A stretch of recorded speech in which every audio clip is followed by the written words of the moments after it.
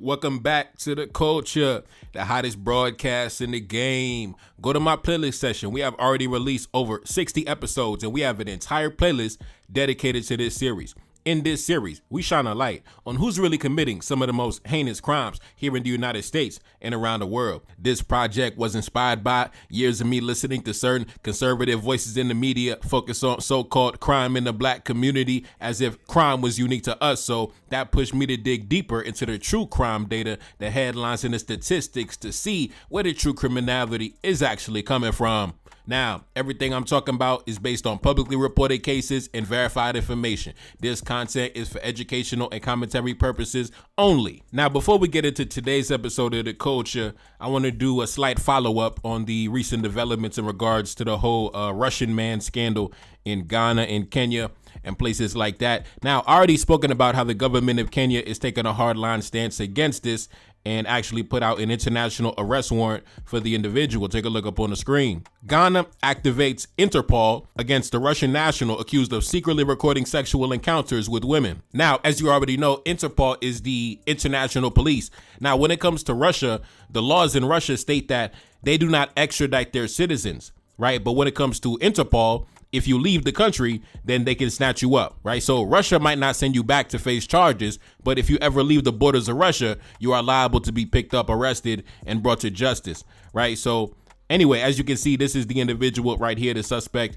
in question, right? So anyway, I'm gonna get into some clips of some government officials in Ghana actually speaking on the situation. I'm gonna go to the Minister of Communication speaking on the topic, and I'll be right back. In this instance, I'm sure you're referencing the Russian gentleman who came into the country. Yesterday, I caused the ministry to send an invitation to the Russian ambassador. I intend to see him this week and have a conversation with him. We're taking a very strong view of it. The individuals involved are not minors. None of them is a minor. They're grown-up adults who made decisions. And the Russian constitution is clear. Russia will not extradite any of its citizens for prosecution. But you see, there are far-reaching consequences to the steps we're taking. If the gentleman is not extradited because of the provisions of the Russian constitution, what we have done and what we will conclusively do by working through Interpol to get the international arrest warrant is that we will confine him to the precincts of Russia. Because as soon as he steps outside of Russia into any other country, he'll be picked up to serve the sentence. And so what you've done is you've saved potential future victims by their proactiveness. So for those who say, oh, because there's no MLAT and there's no extradition, leave it and don't act. No, you empower individuals who are like-minded to come after potential victims. As a state, as a government, we have a responsibility to protect our own. And that's what we're doing. Russia is protecting its own by refusing or by enshrining that no citizen is extradited. What is Ghana doing for its own? It is to ensure that anyone who abuses our privacy laws, as enshrined in the CSA Act, will face the full rigors of the law. All right, we back now. Take a look up on the screen.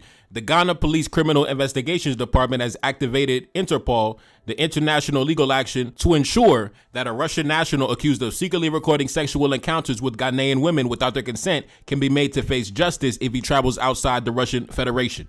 Now, basically, this guy is pretty much going to be confined to the borders of Russia. If he steps outside of Russia, if he wants to, he's the travel vlogger apparently. So if he wants to travel, make a trip, he's going to be picked up at the airport immediately. So he's pretty much going to be confined to the borders of Russia for the foreseeable future, unless he wants to be made to face justice down in Ghana, right? So, and I love this action because we need to give a response when things like this happen, because if you do not give a response, then you're going to encourage other like-minded individuals to hop on the internet and then book a plane ticket to come down to Ghana, come down to Kenya, come down to any African country and engage in nefarious activity, right? Just like you have certain nations like the Philippines, like Thailand, like certain nations in Latin America that are looked at as sex tourist locations, right? Where all type of depravity and debaucherous activity takes place on the regular. You don't want that to happen in African countries. We don't want that, right? Because nothing good is going to come from that. So when you take this guy and you make him an example, that's going to discourage the next guy coming after him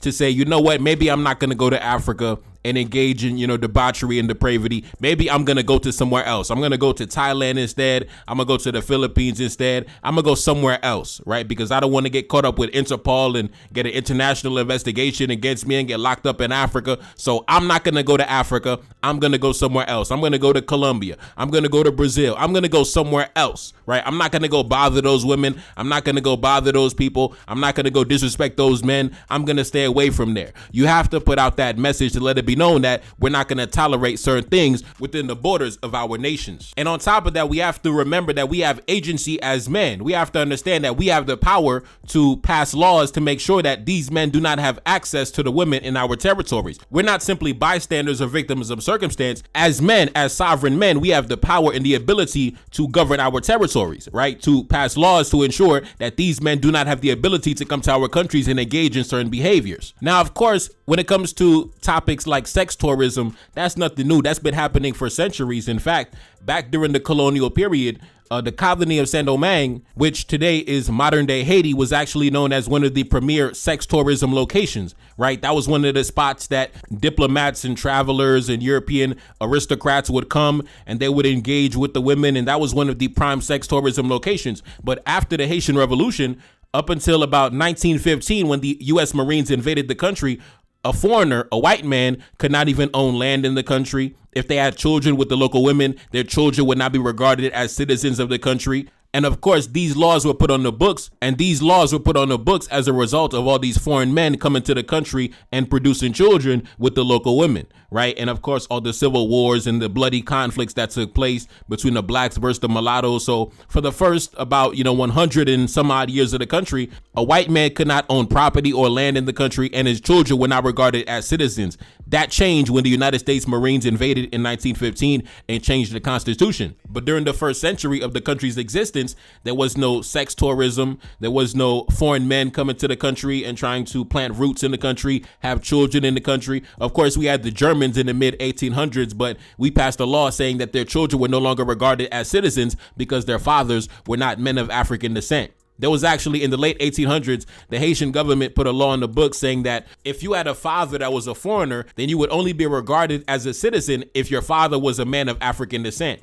If your father was not a man of African descent, then you would not be regarded as a citizen. You would either be a citizen of your father's nation or you would be stateless. You would have no nation. And it was actually Antonin Furman, the legendary Pan-Africanist scholar, diplomat, lawyer, statesman, who actually put that law into the Constitution. Because in the mid 1850s, we had a lot of Germans coming to the country that were having children, and they were having children with the local women in order to bypass the law saying that foreign men, white men, non-African men could not own land in the country. So what they would do is they would have children, and their children would be, citizens of the country, and they'd be able to own land, engage in commerce, engage in politics. And what we noticed was these children of these Germans were defending the interests of their German fathers. There were even situations where the children of German men would get in trouble with the law, and they would, go to the German embassy and have the German government intercede on their behalf against the Haitian government, right? So we noticed that these men were coming to the country and trying to implant their influence by trying to have children with the local women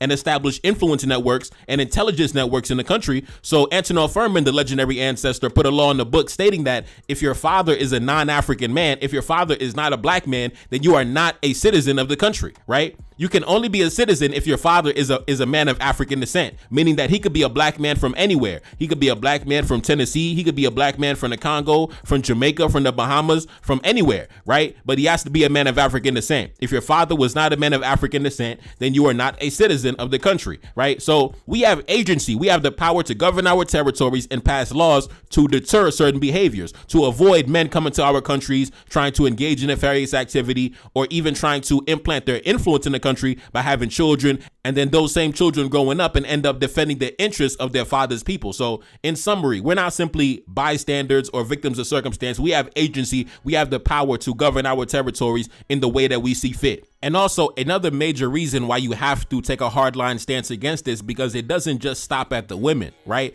When other individuals, when like-minded individuals see what he was doing in the country, that's also going to encourage like-minded individuals who want to engage in criminal activity, who might not really want to engage with the local women, but they might want to, engage with the children instead, right? So you have to take a hardline stance against this, because when you open up your country as the destination for sex tourism, you're going to invite all type of individuals who are possessed by demonic spirits, and they're going to come to your country and start engaging in crazy activities, right? Just a couple months ago, we spoke about an individual from Ohio in the United States who was arrested for committing criminal acts against children down in Haiti. If you remember, back in December, a couple months ago, take a look up on the screen. An Ohio missionary has been indicted for illegal activity involving minors down in Haiti. A former missionary from Ohio allegedly committed criminal acts against 30 children during trips to help kids in need. And there may be more victims in Ohio, right? So this guy right here by the name of Jeriah Mast. Remember, we spoke about his case. 44-year-old Jeriah Mast, a former missionary from Ohio, has been indicted on federal charges in December 2025 for illegal activity involving minors during trips that he took to Haiti. According to the authorities, the suspect is accused of committing criminal acts against vulnerable children during missionary trips from 2003 to 2019 while working with the Christian Aid Missionaries, an organization based in Ohio. Prosecutors say that he admitted to targeting approximately 30 children over that time. The federal indictment outlines several specific incidents involving multiple minors during visits from 2004, 2007, and 2011, with many of the alleged victims described as boys in vulnerable conditions.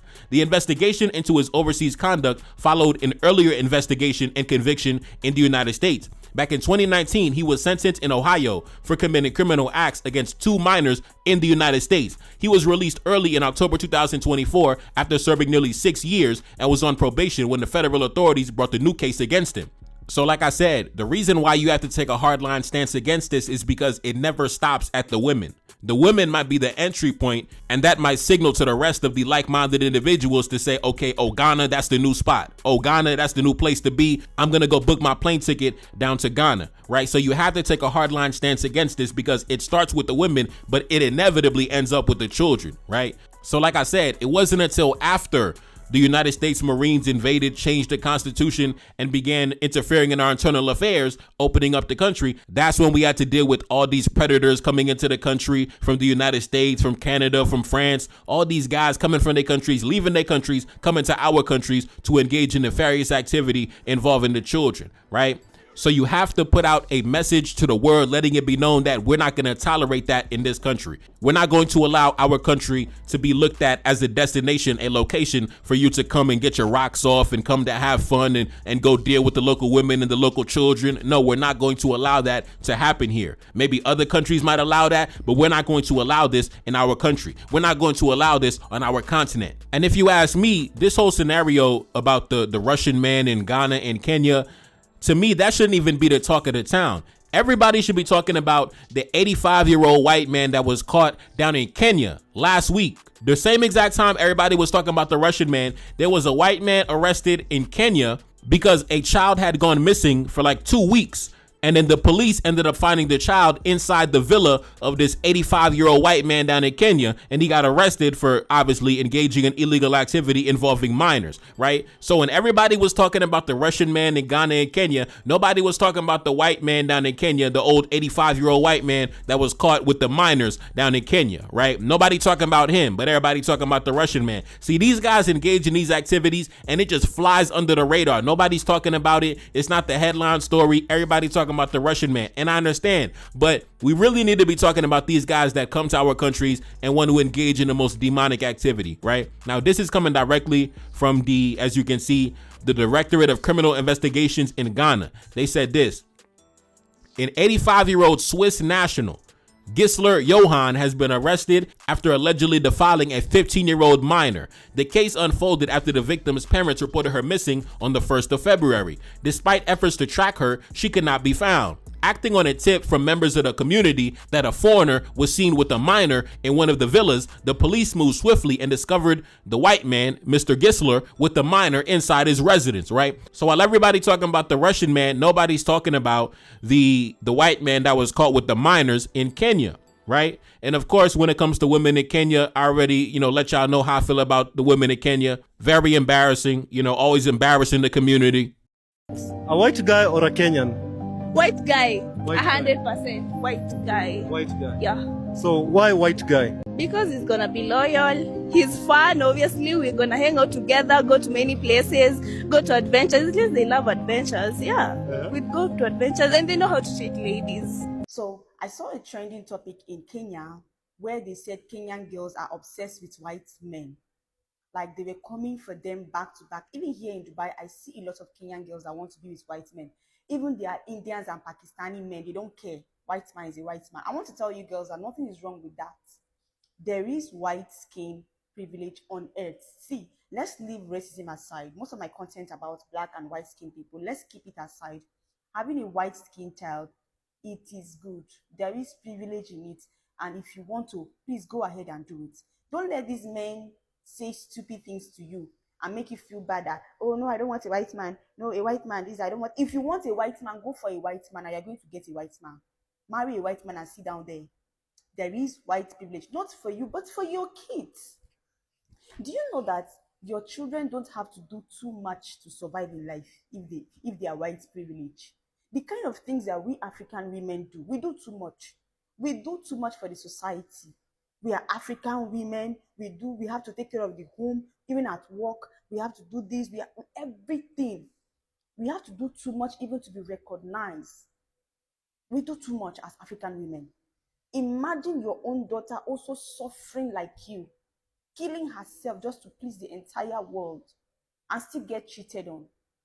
How many of these white-skinned girls you see them get cheated on easily?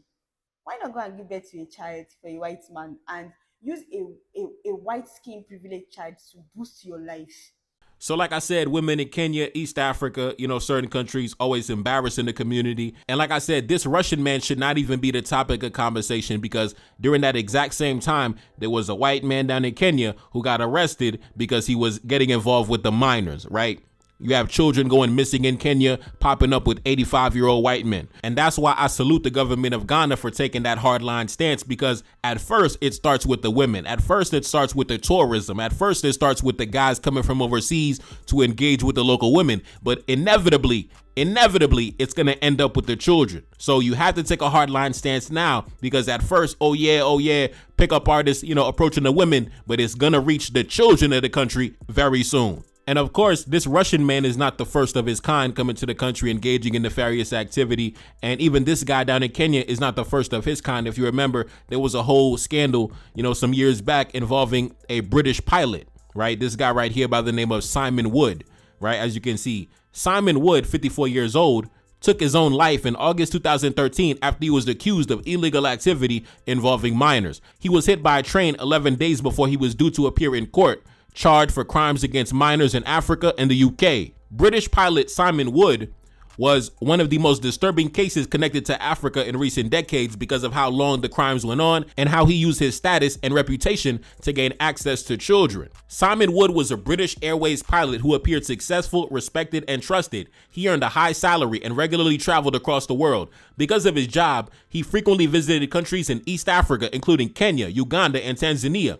On the surface, he presented himself as a charitable and generous person who cared about helping children. But investigators later revealed that behind that image and facade, the suspect had been exploiting that trust for years. According to legal documents and the reports, the suspect used his work travel and connections to visit schools, orphanages, and vulnerable communities in Africa during airline stopovers. He often presented himself as someone bringing donations, gifts, and support to children, some as young as 4 years old. The lawyers representing the victims alleged that the suspect carried out the crimes in multiple locations, including schools, orphanages, and hotels used by the airline service. These crimes reportedly took place over more than a decade, from early 2000s until his arrest in 2013. The case first came to the attention of the authorities after the suspect was charged in the United Kingdom in a separate investigation involving minors. The unrelated case triggered deeper investigation of his past travels and activities internationally. As the investigators began examining his movements and digital evidence, allegations from African victims began to emerge. Once the scope of the situation became clear, dozens of victims came forward. The lawyers eventually represented at least 38 children and young adults who provided evidence about his stopovers in Africa. The alleged victims were around 4 to 18 years old at the time of the crime. The suspect was arrested in 2013 and charged with offenses in the UK. However, just days after appearing in court, he died by suicide, which means that he never faced a trial. Now, that crime took place in East Africa, Kenya, obviously, with the women having that mentality in Kenya, it's no surprise that this individual took advantage of damn near 40 children in East Africa, if that's the mentality in certain East African countries. But there was also an even worse scandal that occurred in West Africa and Ivory Coast a few years back. Take a look up on the screen. A man in Montreal from Canada brought an 8-year-old girl from Ivory Coast, brought her to Canada as a prisoner, right? As you can see by the headline, that's what they said. I blocked it out, but I'm going to say brought her as a prisoner, right? Let's take a look at this story. The case of Sylvain Villemer. A school worker committed illegal acts against an 8-year-old girl for 3 years. Let's get into this story. The documents state that the suspect, Sylvain Villemer, 60 years old, kept the girl as a prisoner until she was 11 years old, committing illegal acts multiple times a week, and sometimes with another person.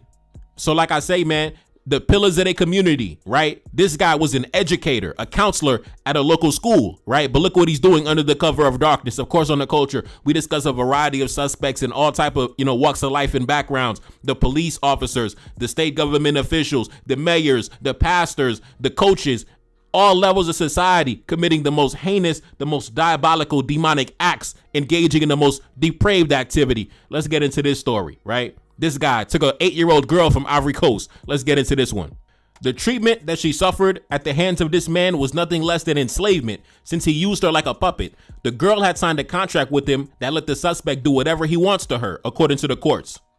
The case of Sylvain Villemer is one of the most disturbing human trafficking stories to come out of Canada in recent years. The suspect was a man from Montreal who worked for years in the school system as an educator and a counselor. He appeared respectable and trustworthy, but behind that image, investigators discovered a much darker reality. His activities first came under scrutiny during a police investigation into illegal images and videos involving minors. Now, time out. The reason why the authorities were able to rescue this little girl after 3 years of criminal activity was because he was under investigation in an unrelated case, right? Because he was actually filming the activity. These guys are the number one producers of the illegal activity, the illegal images and videos involving minors, right? So he was actually filming the encounters, the events during this 3 years. And of course, he was distributing these videos on the internet. Right. He was actually filming the activity, the criminal activity. And then, these guys have their secret online communities. So he was actually trading it and distributing it online. Right. The videos of this victim, this innocent girl. Right. And that's how he was actually able to be caught, because the investigators were already, looking into his online activity. And when they went to his house, they found the girl and they rescued her and arrested him and things like that. After 3 years in Canada as a prisoner for this individual, right? Now let's continue. His activities first came under scrutiny during a police investigation into illegal images and videos involving minors that were being distributed on the internet from his IP address. The investigation eventually led the authorities to uncover a much larger and more serious crime. According to the court documents, the suspect met the mother of a young girl in Ivory Coast through an online dating app.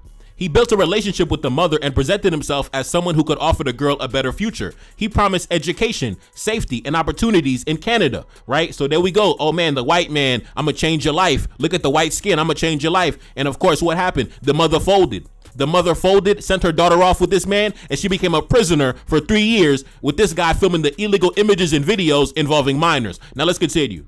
The girl was only 8 years old when she traveled alone to Canada. At first, she lived in the suspect's house and was treated normally, but very quickly, the situation had changed. Within days, the child was isolated and controlled. The behavior continued for multiple years. At one point, he even forced the child to sign a written agreement promising that she would never tell anyone what was happening. Investigators also discovered that the suspect had sent money to the girl's mother after she arrived in Canada. This became an important element in the human trafficking charge. The case came to light in 2018 when police traced illegal images and videos involving minors to the suspect's apartment and his electronic devices. The authorities were already investigating him for distributing the illegal images and videos involving minors on social media. And that separate investigation ultimately exposed the human trafficking. When officers approached the building in his apartment, they encountered the young girl, which led to further investigation and his arrest. A search of the home also uncovered additional evidence. During the trial, the judge described the child as having been treated like property. The court heard that she felt trapped and isolated in a foreign country and afraid that nobody would come and save her. The suspect pled guilty to multiple offenses and was also convicted of human trafficking. When the police had entered his apartment, they arrested the suspect and noticed a strange smell coming from the kitchen. It was the smell of burning metal. The suspect had cooked a hard drive in a microwave. So time out. So when the authorities came, he threw the damn hard drive in the microwave, right? Because obviously it contained the images and videos of all his illegal activity involving this young girl, right? So, these guys have their online communities where they, trade different images back and forth, and they, have conversations about these criminal activities. Like I say, man, it's like culture. It's like, how we have, certain websites and forums where we talk about sports, we talk about music. In this community, when it comes to this demographic, they have websites dedicated exclusively to the trading, the distribution, and the production of illegal images and videos involving minors. And unfortunately, this beautiful young girl, she fell victim to that because her mother saw a white man and, the white man. And she fell victim because her mother was hypnotized by the white skin, sent her off to Canada where she became a prisoner for 3 years. Let's continue. The suspect had cooked a hard drive in a microwave. It was found hidden in an armoire and no files could be recovered from it. But investigators had evidence that illegal images and videos had been sent over the internet that originated from the suspect's computer, and traces of the files were found on the hard drive. A search of the computer also turned up chilling evidence of how much control the suspect had over the victim. There was a section entitled Contract that stated, "Presently, I accept that the suspect can do whatever he wants to me, whenever he wants, and how he wants. I agree to never tell anyone in any way what he does to me. I will never testify against him at any level, and I will never allude to it in any way." So time out. So this guy had a child sign that contract. So he drafted up a contract for the victim to sign, the 8-year-old girl to sign, basically saying that, I will never testify against you. You can do whatever you want and things like that. And of course, he was sending money to the mother, and the mother, believing that the white man is superior. The white man is all powerful and omnipotent. Obviously, I'm going to send my daughter off with this random white man because the white man has all the answers for everything, apparently in her mind. And unfortunately, this young baby, she fell victim to that. But like I said, man, the Russian man shouldn't even be the topic of conversation, because apart from what happened in Kenya recently the past week, the old 85-year-old guy who got arrested with the minor, there was also another crazy story that came out about a French national. Take a look up on the screen. The French prosecutors are searching for victims after a man is accused of committing illegal acts against 89 minors over 55 years, right? So the French authorities have arrested some elderly geriatric old man, and apparently they have brought him up on charges that he's been committing illegal acts all over the world in a variety of countries, in various European countries, Latin American countries, and several African countries as well, right? At least 89 minors in the past 55 years, dating back to 1967 up to 2022, right? So these stories should be the ones that everybody's talking about, right? The guy with the minors in Kenya, this guy right here, 89 minors in the past like 5 decades. These stories should be front page news. Everybody should be talking about that. How come these guys commit the most depraved acts and nobody talks about it? It flies smooth under the radar. I'll never understand it, man. I'll never understand it. But anyways, not wasting no time. Let's get into today's episode of The Culture. Play the intro and I'll be right back. Let's go. If you didn't know already, white men make up 29% of the US population, but are accounted for over 77% of the people caught with child. You know what? I want to use this opportunity to beg some of the NGOs working with women in Kenya, Burundi, and other countries in East Africa. Please talk to the young girls there. Talk to the young girls about this interracial marriage. They're getting married to men who are mentally deranged and they're destroying them. These are men with horrible fantasy. I mean, what my sisters are telling me, I don't think any normal man would do that to a woman in the other room. What they're doing, even to their own children they're having with our sisters, it's mind-blowing that a father will violate their own child. I mean, you will hear stories that you need to go and then take a week off before you come back and continue listening to that story.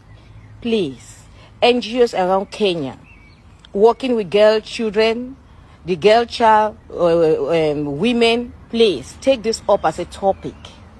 Empower our girls. It must not be a European old man. It must not be a mentally deranged European trashy man with all kinds of horrible fantasy about black bodies to come there and pick one of our beautiful sisters and start violating. Please, NGOs, especially in Kenya, take this as a topic. Talk to our women. Talk to my beautiful daughters. Talk to my beautiful sisters. To think twice, to look at a lot of issues before they get into interracial marriage with Europeans. It's horrible. The stories are not pleasant at all. First story, February 18th today. A man told his ex-girlfriend that she was going to die today after offering her a ride. Let's get into this one. A man in Washington state with a violent criminal history is expected to take a plea deal after being accused of kidnapping and threatening to assassinate his former girlfriend in a brutal attack that left her seriously injured. Authorities say suspect 57-year-old Jack Waldrop is charged with first-degree kidnapping. Prosecutors say the suspect contacted the victim and offered to give her a ride to run an errand. During the trip, they reportedly argued and the woman exited the vehicle near a bus stop. Investigators say that the suspect returned moments later and convinced her to get back into the car. Once inside, the prosecutors alleged that he drove her against her will out of the area and threatened her life. Authorities say the situation escalated into a violent struggle inside the vehicle. Court records state that the victim was physically attacked during the ordeal and eventually managed to escape when they stopped at a gas station.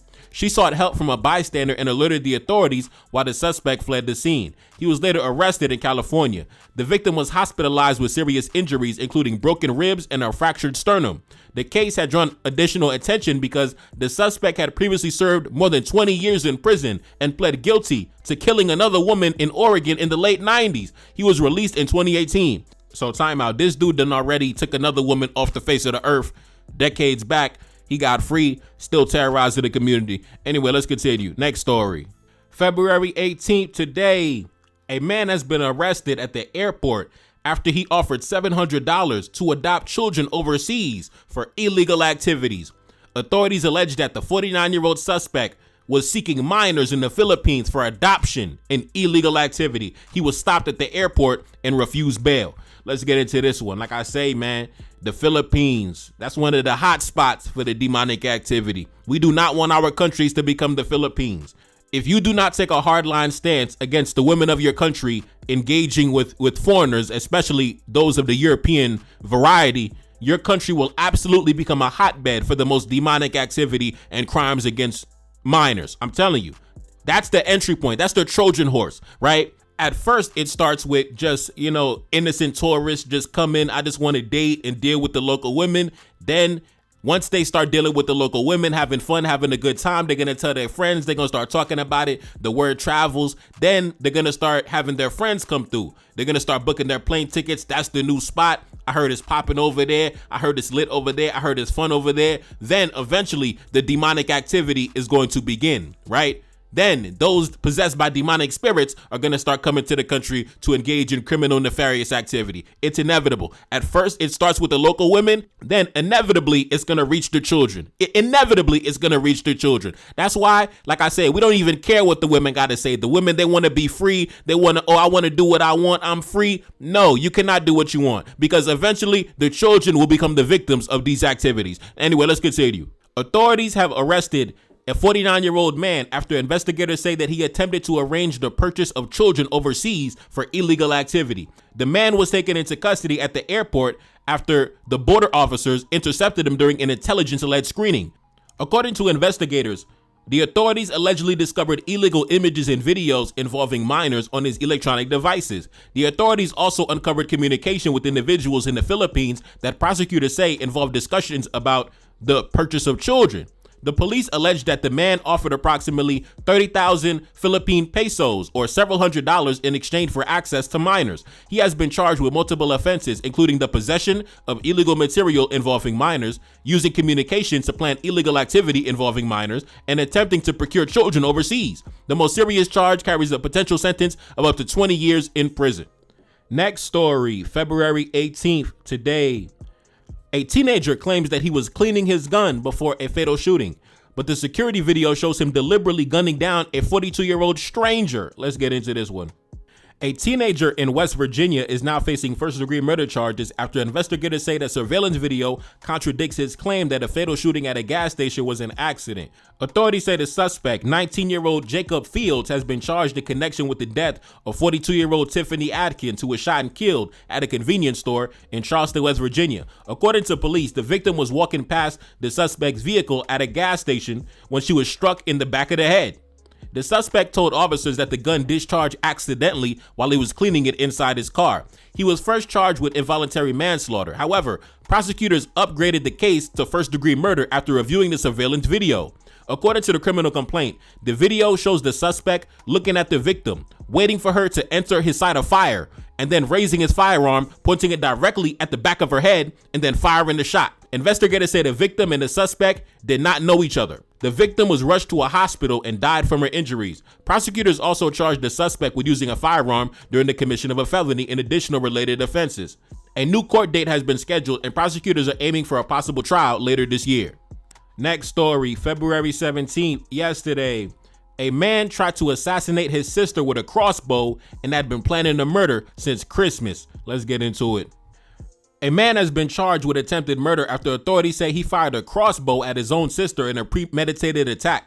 The police say 21-year-old suspect Sammy Sedum was arrested Friday night following the incident in New York. According to investigators, the 28-year-old victim had just returned home from the gym and was closing the garage door when she suddenly felt a sharp pain on the side of her face. She later realized that she had been struck in the head by a crossbow. Authorities say the arrow grazed her head, splitting her ear and leaving her bleeding. She was taken to a hospital and is expected to recover. Prosecutors said that if she had been struck just inches differently, the case would likely be a homicide. Investigators determined that the suspect had been waiting in a car across the street for his sister to arrive home. After the attack, the police found the arrow lodged in the garage wall. A search of his bedroom led to the seizure of items including a crossbow box, a sword, and electronic devices. During his arraignment, the prosecutors say that the suspect admitted that he intended to assassinate his sister and had been planning the attack for weeks. Authorities described the motive as a long-running sibling conflict, with disputes escalating over everyday issues inside the home, such as the thermostat and the temperature inside the house. The suspect has been... So time out, this guy wanted to kill his sister because they had a disagreement over if the house was too cold or if the house was too hot. Anyway, let's continue.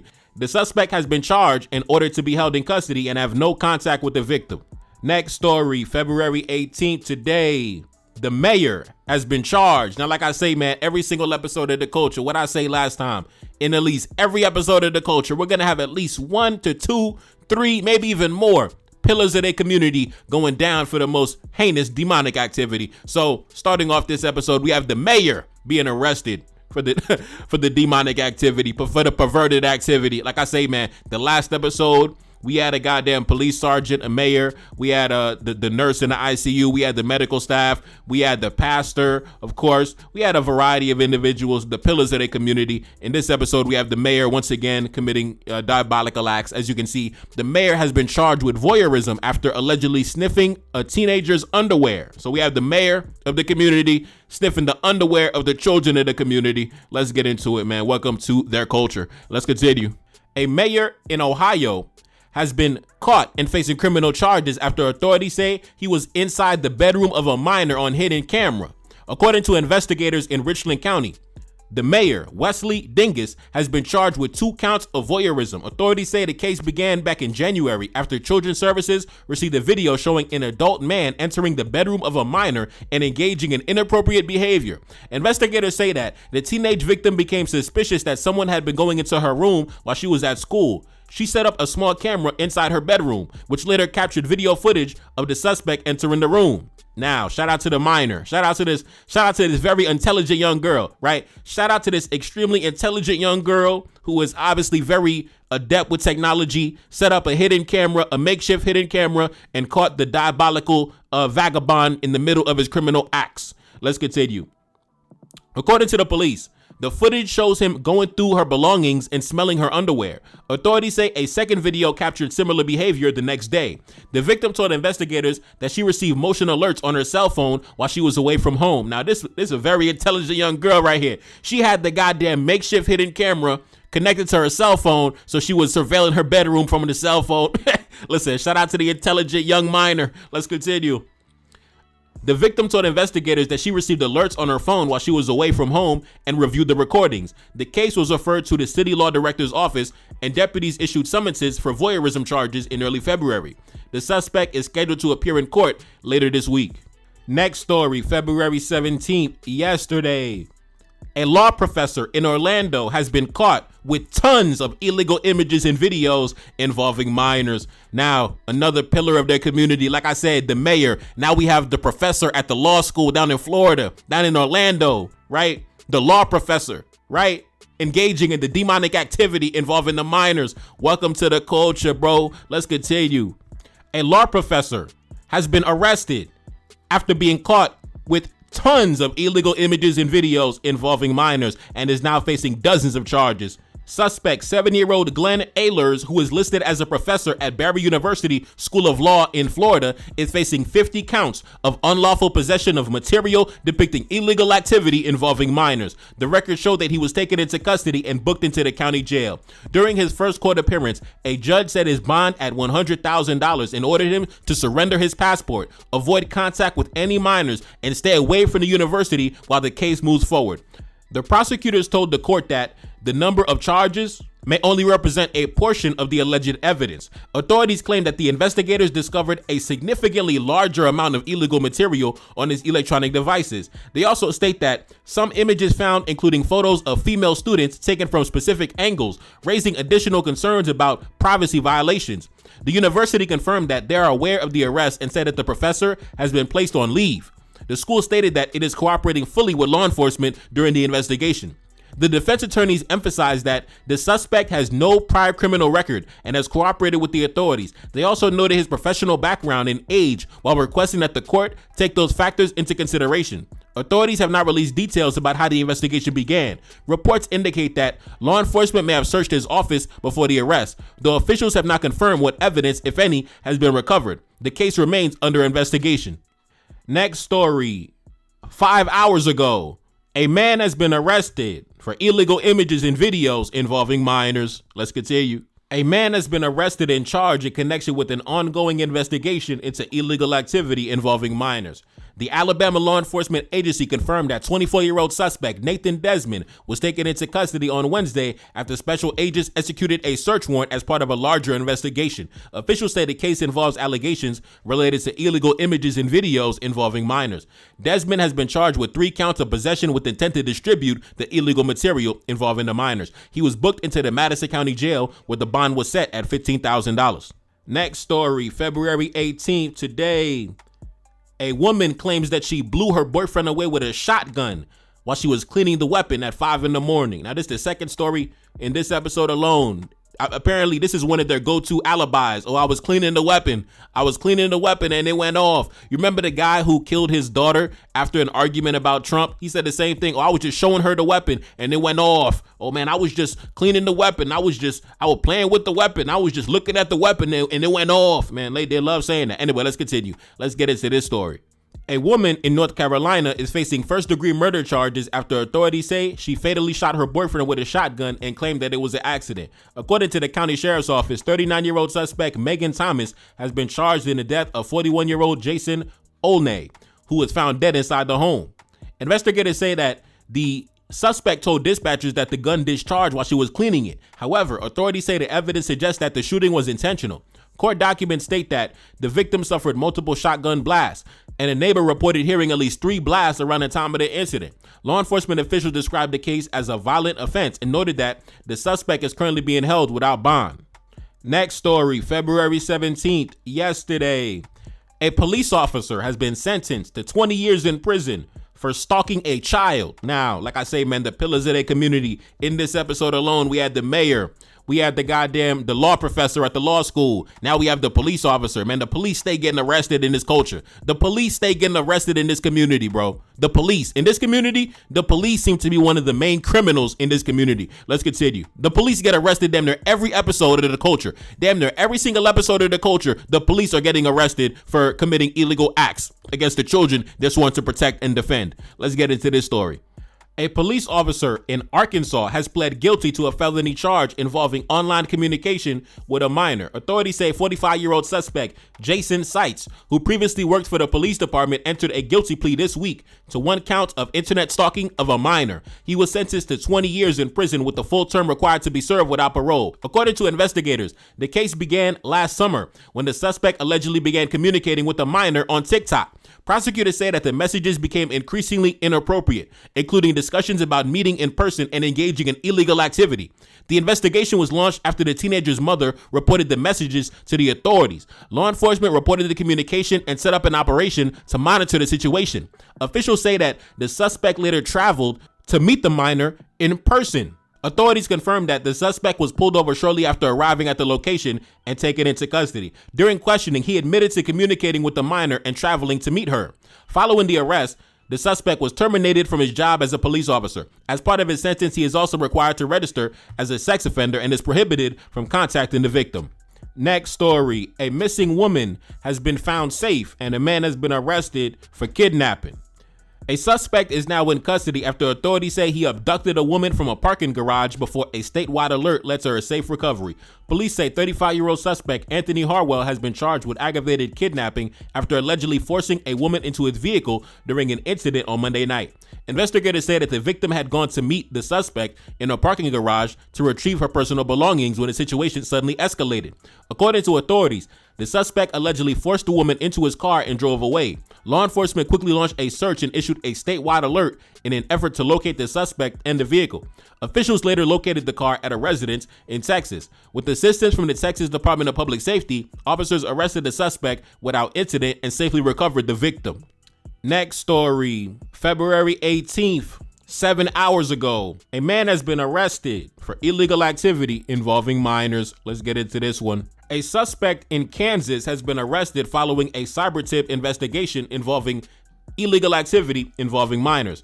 The Kansas Bureau of Investigation confirmed that 26-year-old suspect Charles Van Camp was taken into custody on February 17th yesterday by agents from the Child Victims Unit. He is currently facing charges of criminal acts and 2 counts of even more criminal acts of a minor. Officials say that formal charges are still pending and additional counts could be filed as the investigation continues. According to investigators, the case began after a cyber tip was received from the National Center for Missing and Exploited Children. Authorities executed a search warrant at the suspect's residence where they seized his electronic devices for a forensic analysis. The suspect was booked into the County Department of Corrections and remains in custody as the criminal case moves forward. Next story, February 16th, the other day, a Ukrainian refugee and her boyfriend, who's a soldier in the United States military, have been shot dead in their bed by a jealous ex. Now we have a Ukrainian refugee. Remember, what's her name? Irina Zarutska, that Ukrainian refugee. They talked about her for like 3 months straight. I wonder if they're going to talk about this case with this Ukrainian refugee. Let's get into this one. A man has been arrested in connection with the double homicide that occurred on Valentine's Day in North Carolina. Authorities say 25-year-old suspect Caleb Fosnar is facing 2 counts of murder after investigators allege that he drove hundreds of miles from Ohio to North Carolina, where he broke into the home of his former girlfriend. According to the police, the victim and her current boyfriend, 28-year-old victim Matthew Wade, were shot to death while they were asleep in bed. Investigators say that the suspect allegedly forced one of the victim's younger siblings to wake her up before the attack. Official reports say that he then fatally shot both victims and then fled the scene in the vehicle. Family members say that the victim had fled the war in Ukraine and was living in the United States with her relatives. Her boyfriend, who was also fatally shot, served in the U.S. Army and was stationed at Fort Bragg. Next story, February 17th, yesterday. A man claims that he shot his girlfriend by accident after she was calling him names. Nah, man, what is up with these people in the community, in the culture? Oh, man, I shot the person by accident. Man, listen, it was an accident. Was an accident. First, they used to always say self-defense. I was defending myself. It was self-defense, right? Oh, he was coming at me, whatever. Now it's just, man, listen, it was an accident. You know, I tripped and fell while I was cleaning the kitchen, and then I shot him 2 times in the back of the head. Anyway, let's continue. A suspect in Wisconsin is facing first-degree homicide charges after authorities say he assassinated his girlfriend and tried to cover up the crime across multiple states. According to investigators, 29-year-old suspect Robert Kilcote has been charged in connection with the death of 24-year-old Gabriella Cartagena. Authorities say that her body was discovered in the woods in Michigan following a multi-state search. Police allege that the suspect confessed to shooting the victim during an argument but claimed that the shooting was an accident. However, investigators say that key evidence contradicts the claim. According to court documents, the victim's mother told police that she heard her daughter pleading for her life during a phone call shortly before the shooting. The mother reported hearing her say, "Please don't shoot me," before the call ended. Authorities said the couple had gone grocery shopping together earlier in the evening and never returned home. Investigators allege that after the shooting, the suspect attempted to cover up the crime by sending a text from the victim's phone to make it appear that everything was okay. Police say the suspect later visited the victim's mother and falsely told her that he had dropped off the victim at the store.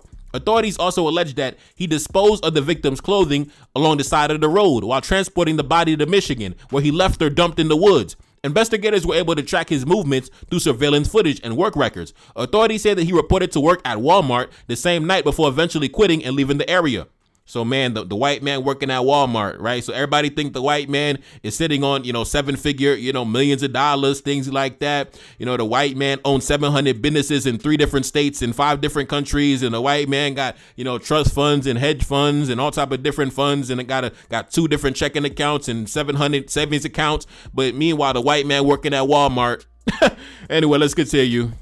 The medical examiner determined that the cause of death was a gunshot wound to the head. The suspect was later arrested in Minnesota and remains in custody. Next story, February 18th, today.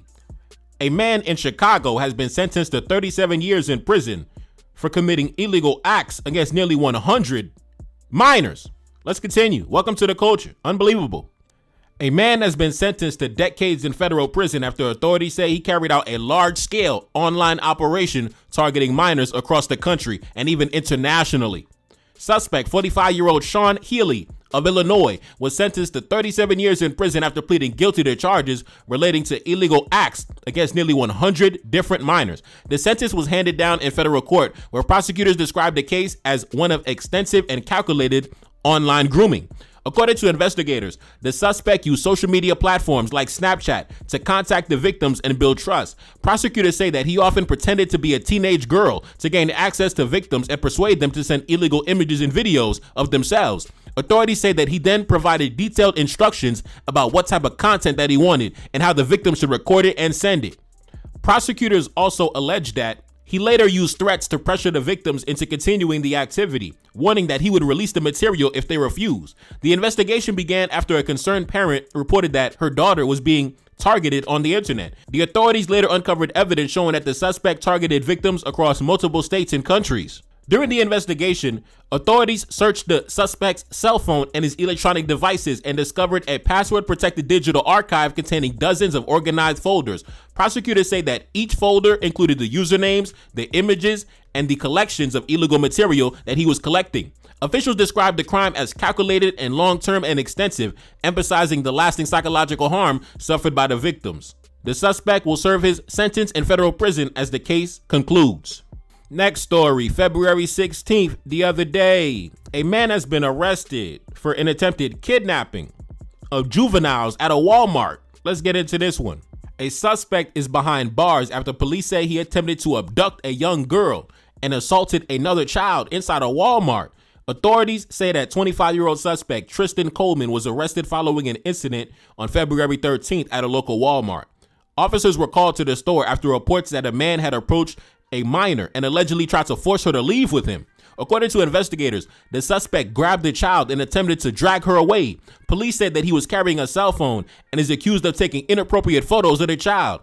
Authorities further alleged that the suspect assaulted another minor inside the store before fleeing the scene. After an investigation, police identified the suspect and took him into custody. He has been charged with attempted kidnapping and taking indecent liberties with a child. The suspect is currently being held without bond. Next story, February 18th, today.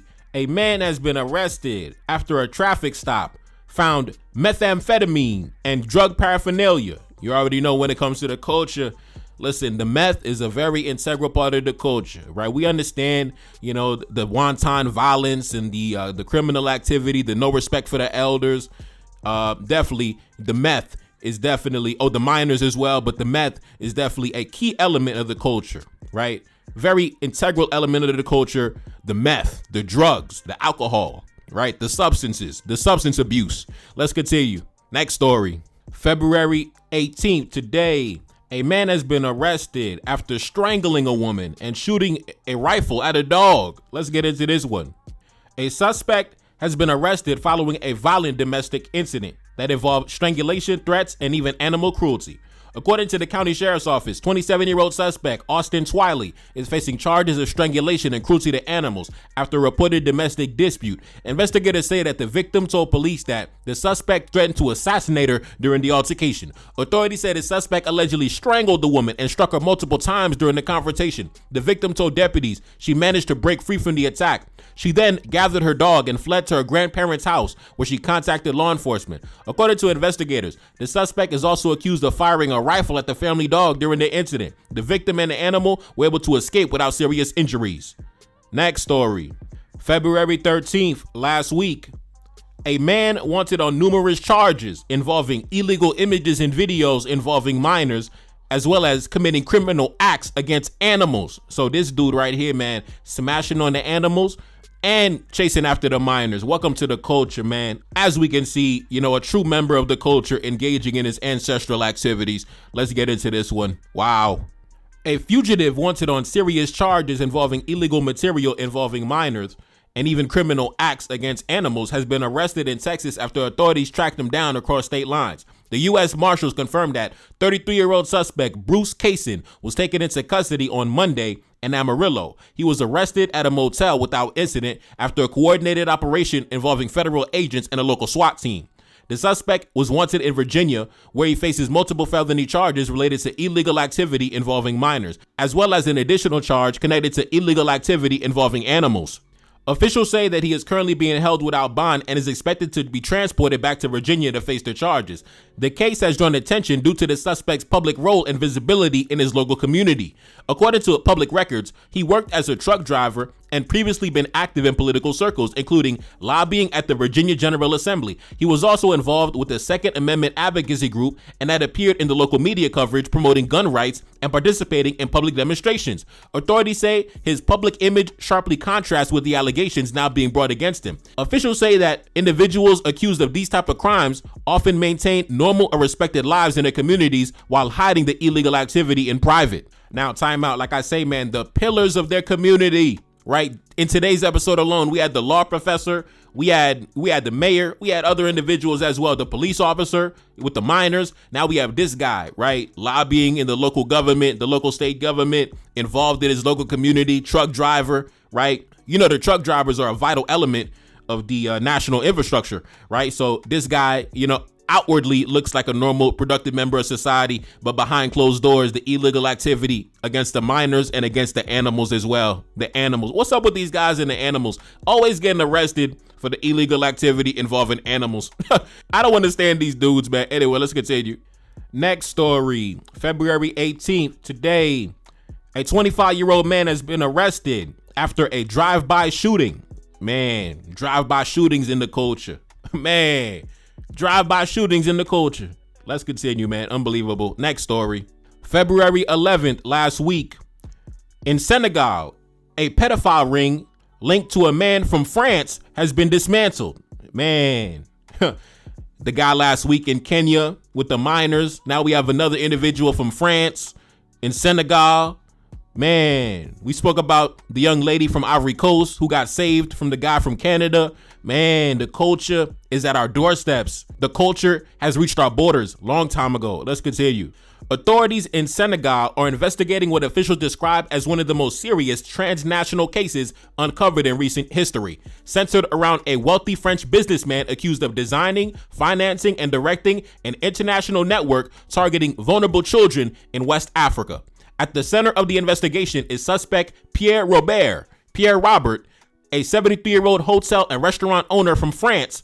According to the authorities, Mr. Pierre Robert is suspected of creating and leading a criminal operation since 2016 that allegedly focused on illegal activity of minors in Senegal. He was first detained back in April 2024 and then later placed under formal investigation in 2025 on charges of human trafficking and various other criminal offenses.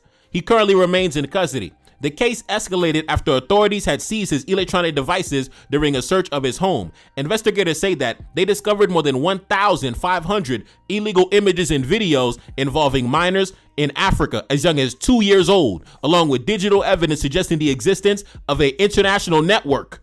Officials also uncovered extensive messaging and communication and financial transfers and planned discussions that allegedly connected the suspect to multiple intermediaries in Senegal and beyond.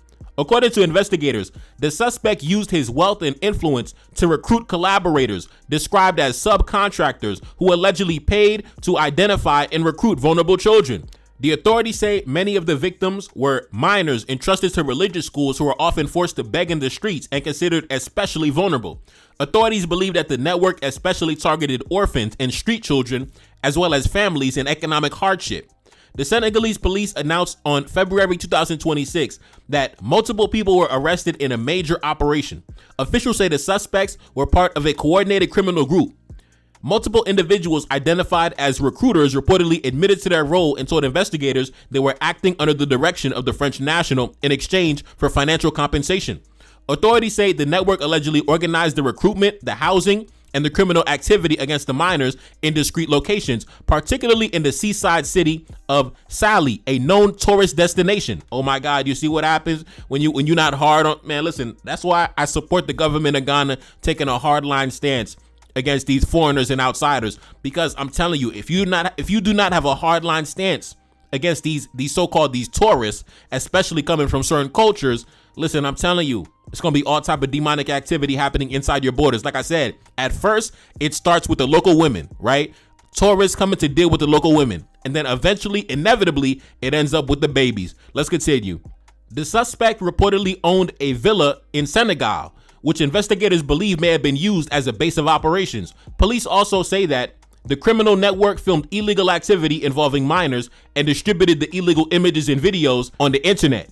Financial investigations revealed that over a period of about 10 years, the suspect allegedly transferred tens of thousands of euros to various intermediaries in Senegal as well as Morocco. One individual reportedly received regular payments in exchange for videos and organizing logistics. Authorities say that the suspect maintained remote access to surveillance equipment installed inside residences, allowing him to monitor the activities in real time. According to court documents and media investigations, the suspect referred to himself online as boss or papa and Mr. Babtu, a slang term that means the white man. Investigators say that these titles reflected a structure of control in which he used financial power to dominate and direct the network's operations. So this dude literally nicknamed himself the white man. Man, welcome to the culture. Listen, he says, he had multiple nicknames. Papa, what's his name? The boss and the white man. Man, listen, the white man indeed. Welcome to the culture. Let's continue. Additional complaints and witness testimony also contributed to the investigation. In 2024, an anonymous report sent to the French embassy in Senegal alleged that the suspect intentionally exposed victims to serious health risks such as HIV. My God, bro. Wow. Authorities also discovered messages in which the suspect allegedly discussed plans to create a so-called training school designed to prepare the minors for illegal activity.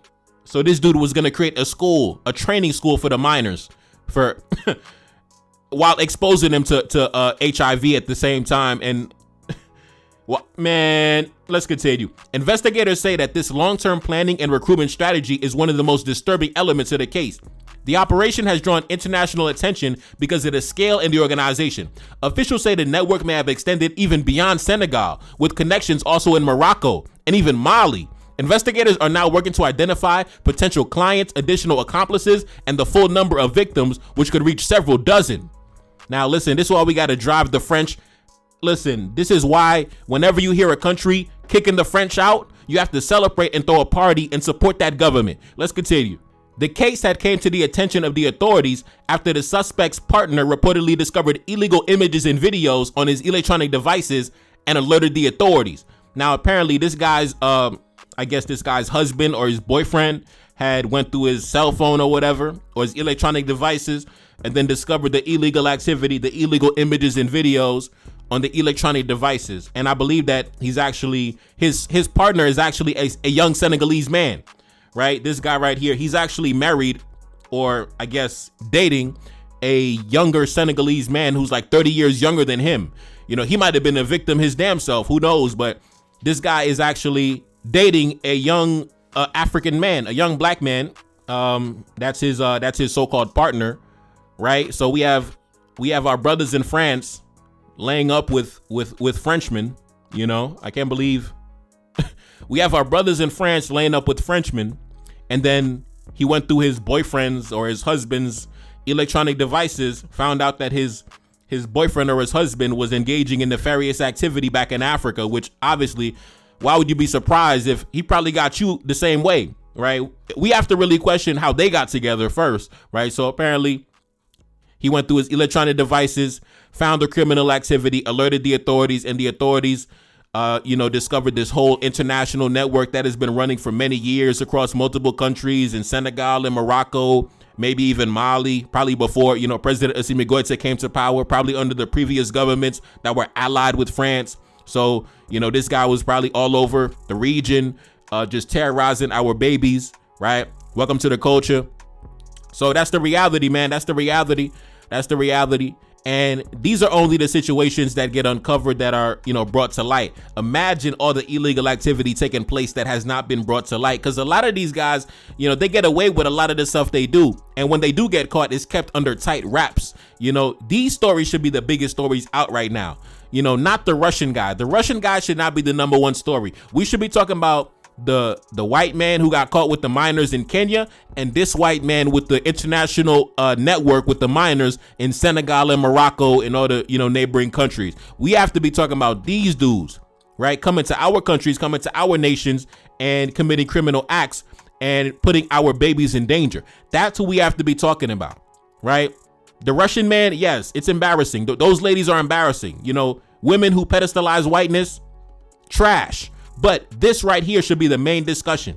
This right here should be the main conversation, because like I said, it starts with the women. First, it starts with the guys traveling to the country to deal with the local women. It starts innocently like that. But then eventually they start talking to their friends, letting their friends know how fun it is, how lit it is. Then their friends start coming, and eventually in their friend group, because we know how the culture gets down, in their friend group is going to be at least one of them or two of them or three of them that's going to be looking at the minors instead of the women.